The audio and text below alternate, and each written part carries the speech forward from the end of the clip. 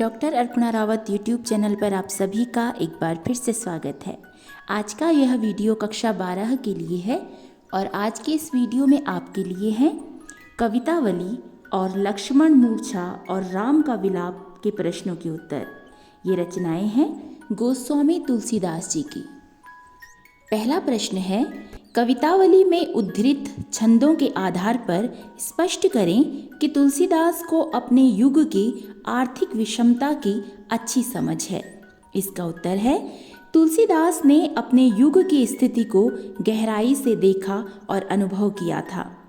लोगों के पास धन की कमी थी, इसलिए वे धन के लिए सभी प्रकार के अनैतिक कार्य कर रहे थे।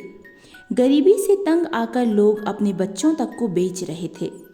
उस समय लोग पेट की आग बुझाने के लिए कोई भी अधर्म और नीच कार्य करने के लिए तैयार थे। कवि के अनुसार जब किसान के पास खेती और व्यापारी के पास व्यापार न हो तो ऐसा होना स्वाभाविक है। प्रश्न 2 है, पेट की आग का शमन ईश्वर अर्थात राम भक्ति का मेघ ही कर सकता है। तुलसी का यह काव्य सत्य क्या इस समय का भी युग सत्य है? तर्क संगत उत्तर दीजिए। इसका उत्तर है, पेट की आग का शमन राम भक्ति का मेघ ही कर सकता है। तुलसी का यह काव्य सत्य कुछ हद तक इस समय का भी युग सत्य हो सकता है। यदि मनुष्य निष्ठा और मेहनत से कार्य करे तो उसकी सभी समस्याओं का समाधान हो जाता है। निष्ठा और पुरुषार्थ दोनों मिलकर ही मनुष्य की पेट की आग का शमन कर सकते हैं। पुरुषार्थ की महत्ता प्रत्येक युग में रही है और आगे भी रहेगी। प्रश्न 3 है, तुलसी ने यह कहने की जरूरत क्यों समझी? धूत कहो अवधूत कहो, रजपुतु कहो जुल्हा कहो को, काहू के बेटी सो बेटा न ब्याहब, काहू की जाति बिगाड़ न सो। इस सवैया में काहू के बेटा सो बेटी न ब्याहब कहते तो सामाजिक अर्थ में क्या परिवर्तन आता? इसका उत्तर है, तुलसीदास जाति में विश्वास नहीं रखते थे। उनके अनुसार व्यक्ति के कर्म ही उसकी जाति बनाते हैं। यदि वे काहू के बेटा सो बेटी न ब्याहब कहते तो उसका सामाजिक अर्थ यही होता कि मैं बेटी और बेटा में अंतर नहीं करता। यद्यपि मुझे बेटी या बेटा नहीं ब्याहने, फिर भी मैं बेटी बेटा दोनों को महत्व देता हूँ और एक समान समझता हूँ। प्रश्न 4 है, धूत कहो अवधूत कहो वाले छंद में ऊपर से सरल और निरीह दिखलाई पड़ने वाले तुलसी की भीतरी असलियत एक स्वाभिमानी भक्त हृदय की है। इससे आप कहाँ तक सहमत हैं? इसका उत्तर है, तुलसीदास ने इस छंद में अपने स्वाभिमान को व्यक्त किया है। वे राम भक्त हैं और राम के लिए समर्पित हैं। उन्होंने कभी भी अपने स्वाभिमान को कम नहीं होने दिया। समाज के कटाक्षों का उन पर कोई प्रभाव नहीं पड़ता। उन्हें जो मिलता है उसे खाकर चैन से सोते हैं। वे सरल होने के साथ साथ स्वाभिमानी भी हैं। प्रश्न संख्या 5 है, व्याख्या करें। इसमें पहला है, मम हित लागी तजेहु पितु माता, सहेहु विपिन हिम आतप बाता, जऊ जन तेउ बन बंधु बिछोहु, पितु बचन मन तेउ नहीं ओहु। इसकी व्याख्या है, लक्ष्मण के मूर्छित होने पर राम विलाप करते हुए कहते हैं कि मेरे हित के लिए तूने माता पिता को त्याग दिया और मेरे साथ जंगल में सर्दी गर्मी तूफान सब कुछ सहन किया। यदि मुझे पता होता कि मैं वन में अपने भाई से बिछड़ जाऊंगा तो मैं पिता के वचनों का पालन नहीं करता, अर्थात पिता के कहने पर मैं वन नहीं आता और मेरा प्रिय भाई लक्ष्मण आज मूर्छित नहीं होता। व्याख्या में ख है, जथा पंख बिनु खग अति दीना, मनि बिनु फनि करि बरि करहीना, असमम जीवन बंधु बिनु तोही, जौ जड़ देव जियावे मोही। इसकी व्याख्या है, राम लक्ष्मण के मूर्छित होने पर विलाप करते हुए कहते हैं कि जिस प्रकार पंखों के बिना पक्षी की मणि के बिना सर्प की और सूंड के बिना हाथी की स्थिति हो जाती है, उसी प्रकार तुम्हारे बिना मेरी स्थिति हो गई है। अर्थात हे लक्ष्मण, तुम्हारे बिना मैं जीवन की कल्पना भी नहीं कर सकता।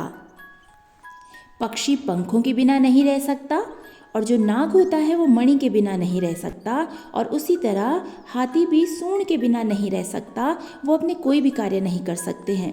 तो इसी प्रकार राम कहते हैं कि लक्ष्मण के बिना मेरा जीवन भी अधूरा है और मैं जीवन की कल्पना भी नहीं कर सकता हूँ।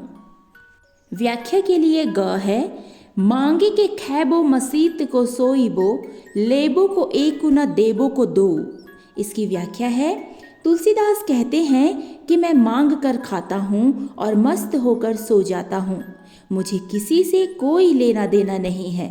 अर्थात संसार से मैं न कुछ लेता हूँ और न किसी को कुछ देता हूँ, इसलिए मैं निश्चिंत होकर रहता हूँ। इसमें घ है, ऊंचे नीचे करम धर्म अधर्म करी, पेट ही को पचत बेचत बेटा बेटकी। इसकी व्याख्या है, तुलसी के समय लोग पैसों के लिए गलत काम भी किया करते थे। उस समय लोग केवल पेट भरने के विषय में सोचते थे और इसके लिए नीच और अधर्म कर्म भी करते थे। इतना ही नहीं, वे पेट भरने के लिए अपनी संतान तक को भी बेच देते थे। प्रत्येक प्राणी अपनी संतान को अत्यंत प्रेम करता है, लेकिन उस समय की स्थिति ऐसी हो गई थी कि लोग धन के लिए अपने बच्चों को भी बेच रहे थे। प्रश्न संख्या 6 है, भ्रातृ शोक में हुई राम की दशा को कवि ने प्रभु की नर लीला की अपेक्षा सच्ची मानवीय अनुभूति के रूप में रचा है। क्या आप इससे सहमत हैं? तर्कपूर्ण उत्तर दीजिए। इसका उत्तर है, लक्ष्मण के मूर्छित होने पर राम को जिस तरह विलाप करते दिखाया गया है वह प्रभु की नर लीला नहीं बल्कि आम मनुष्य का विलाप लगता है। राम ने कई ऐसी बातें कही हैं जो आम मनुष्य ही कहता है, जैसे यदि मुझे पता होता कि तुम वन में मुझसे बिछड़ जाओगे तो मैं पिता की आज्ञा का पालन ही नहीं करता। मैं अयोध्या जाकर क्या मुंह दिखाऊंगा, माता को क्या जवाब दूंगा, आदि ऐसी बातें हैं जो राम ने मनुष्य की तरह कही हैं। ये बातें मनुष्य के रूप में ईश्वर नहीं कह सकता, क्योंकि वह तो पहले से सब कुछ जानता है। वह इस तरह से शोक व्यक्त नहीं कर सकता। लक्ष्मण के बिना जीवन की कल्पना न करना, स्वयं को अधूरा समझना जैसे विचार भी मनुष्य ही कर सकता है।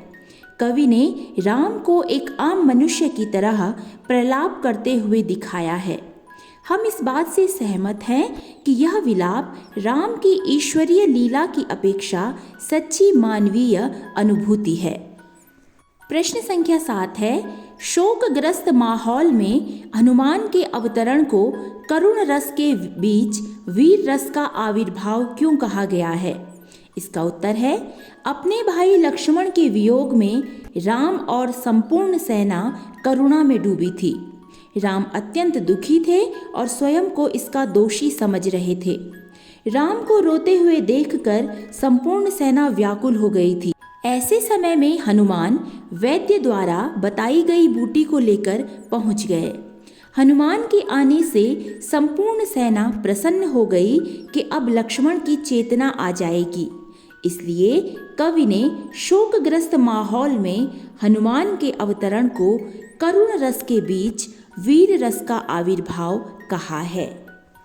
प्रश्न संख्या 8 और अंतिम प्रश्न है, जेहं अवध कवन मुँह लाई, नारी हेतु प्रिय भाई गवाई, बरु अपजस सहतेउ जगमाही, नारी हानि विशेष क्षति नाहि।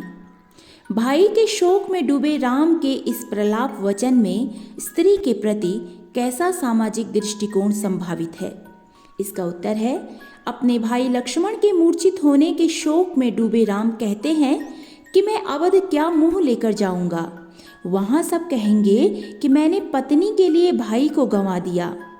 नारी की रक्षा न कर पाने का अपयश मैं सह लेता, परंतु भाई की हानि का अपयश सहना मुश्किल है। राम के वचनों से पता चलता है कि उस समय का समाज पुरुष प्रधान था। स्त्रियों को अधिक महत्व नहीं दिया जाता था। यही कारण है कि पत्नी की हानि को विशेष हानि नहीं माना जाता था।